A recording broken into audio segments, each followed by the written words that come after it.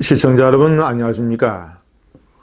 이런 바이러스 사태 같은 국가적인 재난이 터지면 대통령이 국민들에게 어떤 메시지를 주느냐가 대단히 중요합니다. 실질적으로 정책을 바꾸는 데에 한계가 있더라도 대통령이 국민 앞에 나서서 어떤 메시지를 전달하느냐. 문재인은 기자회견을 회피하는 것처럼 이번 사태가 터진 이래로 국민 앞에 직접 나서서 연설을 하거나 기자회견을 한 적이 한 번도 없습니다.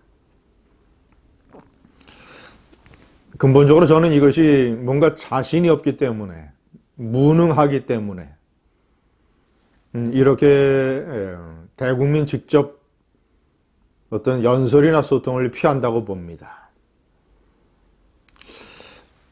문재인의 평소의 메시지도 감동이 거의 없습니다. 메시지를 전달하는 능력에 커다란 하자가 있기도 하거니와 근본적으로 그가 과거에 했던 여러 가지 말과 행동, 이런 것으로 어떤 메시지 전달의 신뢰가 대폭 깎이기 때문입니다.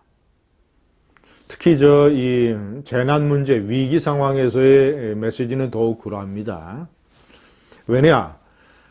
그가 정치인 시절에, 국회의원 시절에 세월호라고 하는 이 끔찍한 어떤 국가적인 비극 앞에서 이것을 어떻게 정치적으로 이용을 했는가, 선동을 했는가, 이런 기억이 많은 국민들에게 남아있기 때문입니다.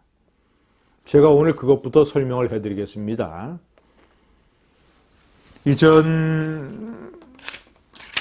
박근혜 대통령 집권 초기에 세월호 사태가 터졌을 때 바로 이렇게 얘기를 했습니다. 눈앞에서 침몰하는 모습을 뻔히 지켜보면서 2시간 동안 배 안의 학생들을 위해 아무 도움을 주지 못한 것이 너무 안타깝다. 하다못해 공기 주입이라도 비통한 일이다. 우리의 수준이 부끄럽다. 또 이런 말도 트위터에 올렸습니다. 이렇게 무력할 수가 있을까? 뉴스를 보면 볼수록 답답하다. 우리 실력이 너무 형편없다.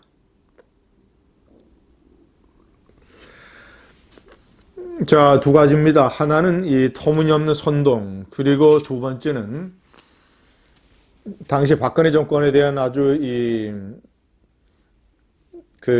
우회적인 공격. 우리 수준이 부끄럽다. 우리의 능력이 너무 형편없다.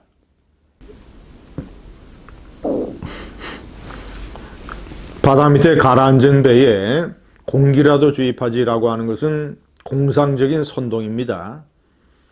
이 코로나 바이러스 사태에 비유하자면 거대한 환풍기라도 틀어서 바이러스들을 다 빨아들이지, 이렇게 주장하는 것과 똑같습니다.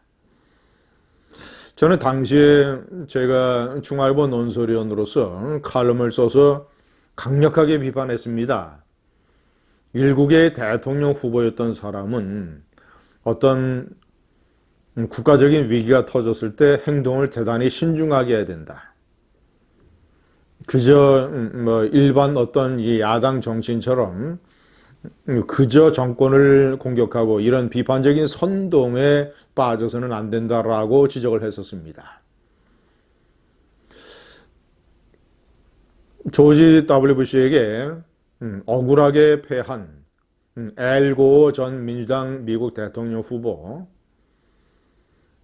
미국 남부의 까트리나 이 허리케인 사태가 터졌을 때 그는 뉴올리언즈에 고립된 병원의 환자들을 구하기 위해서 사제 5천만 원을 털어서 비행기 전세기 2대를 동원했습니다.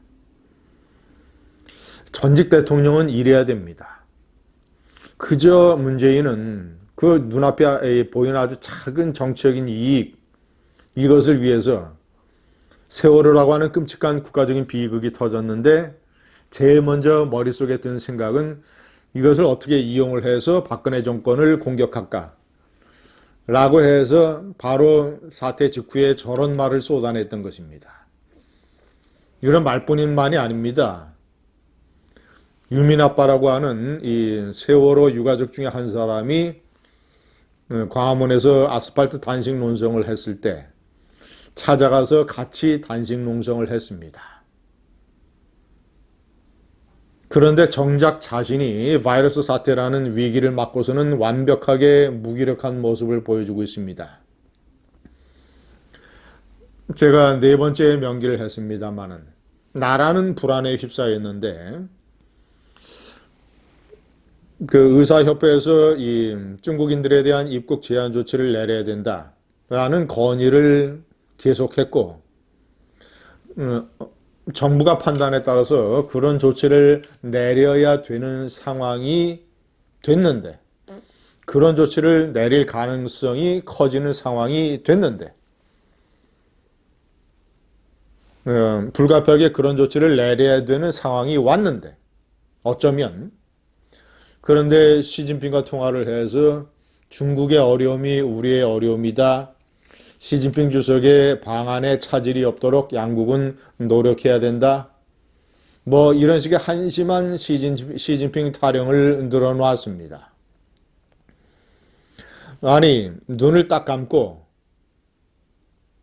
중국인들에 대한 입국 제한 조치를 내려야 될지 모르는 상황에서 시진핑과 그런 우호적인 대화를 나누는 게 말이 됩니까? 사전에 분위기를 조성을 해놔야 되는 그런 상황에서 거꾸로 그런 조치를 내리는 것이 어려운 곳으로 가는 상황을 만들어버렸습니다.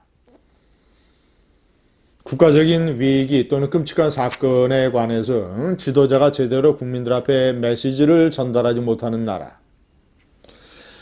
미국의 레이건 대통령은 1986년 우주왕복선 챌린저호가 발사된 지 얼마 지나 않아서 푸른 창공에서 폭발해 버렸을 때 그래서 많은 미국인들이 어린이들을 포함을 해서 그것을 생중계로 지켜보다가 엄청난 충격을 받았던 그날에 미국 의회에서 하기로 했던 신년 국정연설, 연두교서를 취소하고 TV 카메라 앞에 앉았습니다. 그래서 레이건 대통령은 미국인들에게 메시지를 전달했습니다. 특히 가장 충격을 받았을 어린애들을 위해서 얘기를 했습니다. 제가 그 대목을 한번 읽어봐 드리겠습니다.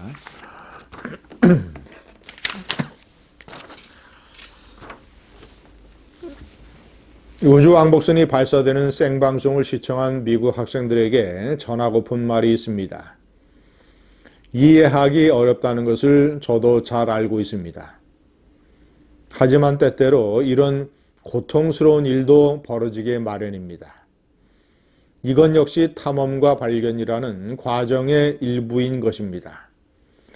이건 역시 기회를 거머쥐고 인류의 지평을 넓히는 과정인 것입니다. 미래는 소심한 자에게 속한 것이 아니라 용감한 자에게 속한 것입니다. 챌린저 우주 비행사들은 우리를 미래로 이끌었으며 우리는 계속해 그들을 따라갈 것입니다. 어찌 보자면 당연하고 평범한 문구 같지만 레이건 대통령은 그 생방송을 지켜보면서 엄청난 충격에 빠졌던 어떻게 이런 일이 벌어질 수 있지라고 느꼈던 많은 미국의 어린이들을 겨냥을 해서 그들의 마음을 달래고 뭔가 이런 일이 벌어질 수 있다. 그리고 이런 일이 쌓여서 인류는 지평선을 넓히는 것이고 우리는 미래로 나아가는 것이다. 라는 메시지를 이런 식으로 멋있게 전달을 했습니다. 국가적 재난에서는 대통령, 지도자의 메시지가 중요합니다. 자신이 없는 무능한 문재인은 국민들 앞에 나서질 못하고 있습니다. 감사합니다.